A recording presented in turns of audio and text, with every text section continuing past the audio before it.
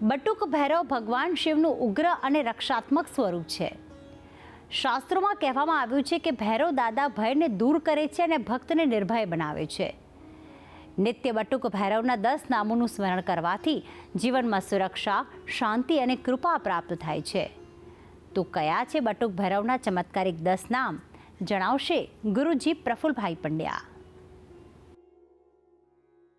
यम यम यम यक्षरोपम दशदिशवदनम भूमिकंपायमानं जम जम संहारमूर्तिश्रीसिद्धृतजटाशेखरं चंद्रबिंबम दम दम दम दीर्घकायं कृतनरवपुषम उद्वरेखा करालम पम पम पम पापनाशम पनमत सतनम भैरवम क्षेत्रपालम.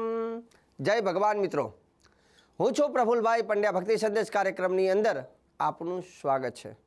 મિત્રો, આજે ભૈરવ દાદા વિશે મારે વાત કરવી છે. ભૈરવમ ક્ષેત્રપાલત્વમ એવું કહેવાય. ભૈરવ જે છે એને ક્ષેત્રપાલ કહેવામાં આવે છે. ભૈરવ એટલે શું? અને આજે મારે વાત કરવી છે બટુક ભૈરવના ચમત્કારી 10 નામ. અને આ 10 નામ બહુ જ શક્તિશાળી નામ છે. પણ એ પહેલાં હું તમને જણાવીશ કે ભૈરવનો અર્થ શું. જે ભયને દૂર કરે, જે નિર્ભય બનાવે, એને ભૈરવ કહેવાય. ભૈરવ સ્વયં શિવ રૂપોહમ, ભગવાન શિવજીનું રૂપ ગણવામાં આવે છે. કેમ કે શિવજીએ ભૈરવને પ્રગટ કરેલા છે, એમને ઉત્પન્ન કરેલા છે. ક્યારે, કઈ રીતે, તો એ વિશે પણ આપણે ચર્ચા કરીએ.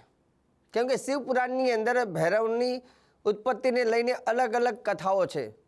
દક્ષ પ્રજાપતિનો યજ્ઞ હતો અને દક્ષ પ્રજાપતિના યજ્ઞની અંદર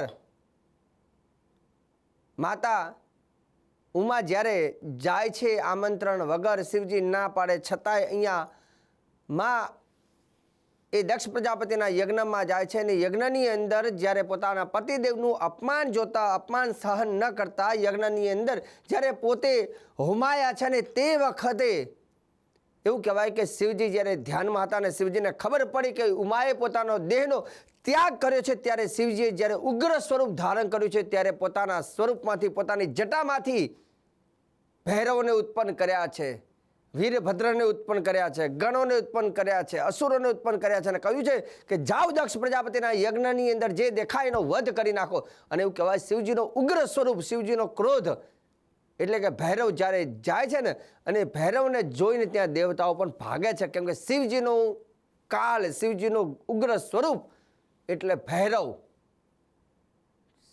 અને એ ભૈરવ દ્વારા એવું કહેવાય છે કે જ્યારે યજ્ઞનો વિધ્વંસ કરવામાં આવે છે, અને ત્યાર પછી એવું કહેવાય છે કે જ્યારે ભગવાન ભોલેનાથે જ્યારે માતાને લઈ અને સતીને લઈને જ્યારે તાંડવ કરે છે, ત્યારે એ વિષ્ણુ ભગવાન દ્વારા, સુદર્શન ચક્ર દ્વારા એ અંગોના ટુકડા થાય છે. અને એ માતાજીના અંગો જે પૃથ્વીલોક ઉપર જ્યાં પડ્યા ત્યાં માની શક્તિપીઠો થઈ.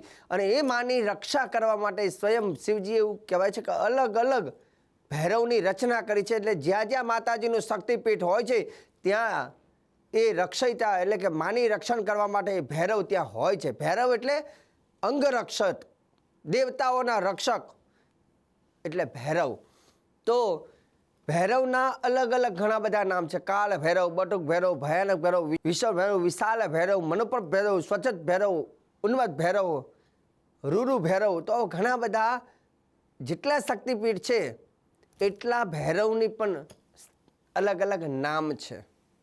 પણ આજે મારે વાત કરવી છે કેવલ બટુક ભૈરવના 10 ચમત્કારી નામ. અને 10 ચમત્કારી નામ જે છે એ શું પરિણામ આપે છે, તો એના વિશે પણ વાત કરવી છે. જે વ્યક્તિ આ 10 ચમત્કારી નામ રોજ બોલે છે, એવું કહેવાય છે કે સ્વયં ભૈરવ જેમ દેવીની રક્ષા કરે છે, તેમ એ વ્યક્તિની, એના બાળકોની, એના પરિવારની, એના વાહનની પણ રક્ષા કરે છે. ઘણી વખત આપણે ગાડી લાવીએ ત્યારે આપણે ગાડીની ઉપર ચુંદડી બાંધીએ, દોરો બાંધીએ. કેમ કે ગાડી આપણનું રક્ષણ કરે, અને રથ કહેવાય, રથ આપણું રક્ષણ કરે. તો ભૈરવ દાદાનું જે નામ લેવામાં આવે છે, તો અત્ર તત્ર સર્વત્ર બધી બાજુથી આપણું રક્ષણ થાય છે. અને જ્યાં ભૈરવ રક્ષા કરે તો તે જગ્યામાં કોઈ નેગેટિવ ઉર્જાઓ, નેગેટિવ વસ્તુ, યંત્ર, મંત્ર, તંત્ર કઈ વસ્તુ કામ ના કરે, કેમ કે સ્વયં ભૈરવ છે ત્યાં કોઈ વસ્તુ કામ ના કરે. બીજા નંબરની વસ્તુ, આ 10 ચમત્કારી નામથી બીજા ફાયદા શું? તો કે પહેલું તો કે રક્ષણ થાય છે, અને બીજા નંબરની વસ્તુ લખ્યું છે કે દુઃખોમાંથી મુક્તિ મળે છે. જીવનમાં બહુ જાતના કષ્ટ આવી ગયા હોય, બહુ જાતની તકલીફ પડતી હોય, તો એ કષ્ટોમાંથી મુક્તિ માટે ભૈરવના આ 10 નામ એ કષ્ટોમાંથી મુક્તિ પ્રદાન કરે છે. ત્રીજું વાક્ય લખ્યું છે ભય. બહુ મોટી વાત કરી છે, ભય. ઘણા લોકોના જીવનની અંદર એક એવો ભય આવી જાય, કોઈ એવું પગલું ભરાઈ જાય કે કોઈ એવી ઘટના ઘટિત થઈ જાય ને પછી એને ડર લાગે છે, અને એ ભયમાં ને ભયમાં ઘડીક અહીંયા ભાગે ને ઘડીક અહીંયા ભાગે. પણ ભય જેને જેને લાગે છે, પણ ભૈરવનું નામ લેવાથી ભય દૂર થાય છે.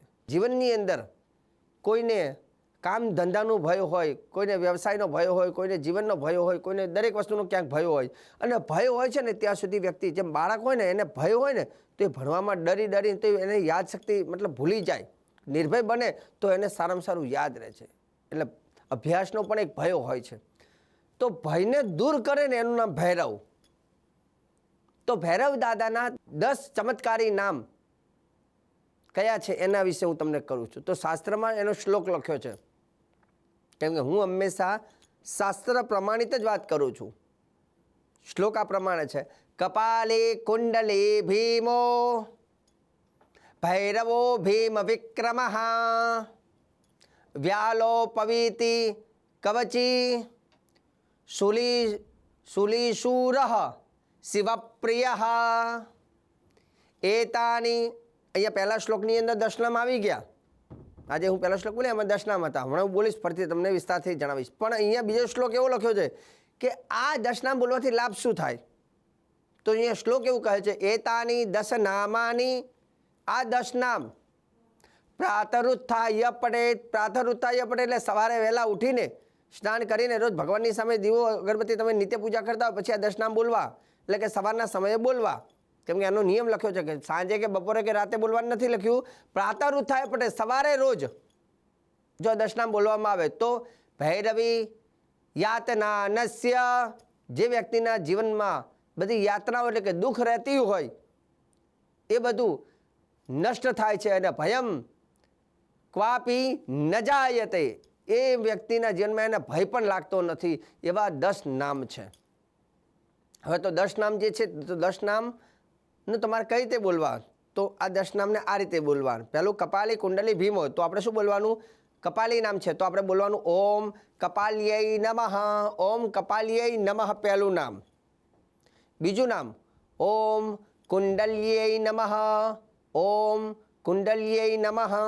ભૈરવ દાદાનું ત્રીજું નામ ઓમ ભીમાય નમઃ. ઓમ ભીમાય નમઃ અથવા ઓમ ભીમાય નમઃ, બંને ચાલશે. ઓમ ભીમાય નમઃ અથવા ઓમ ભીમાય નમઃ. ચોથું નામ છે ઓમ ભૈરવાય નમઃ.